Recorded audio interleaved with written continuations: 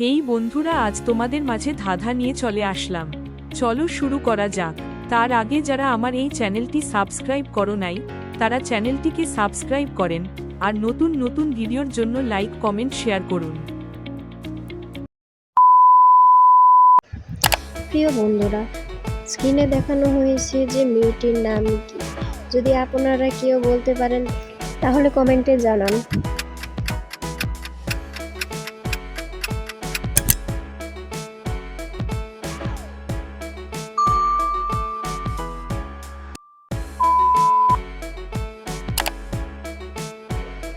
আপনাদের বলতে হবে, ছাদের উপরে মোরগ বসে ডিম পারবে ভেবে হাসি আসে। বলুন তো ডিমটি কোন দিকে যাবে, ডানে নাকি বামে?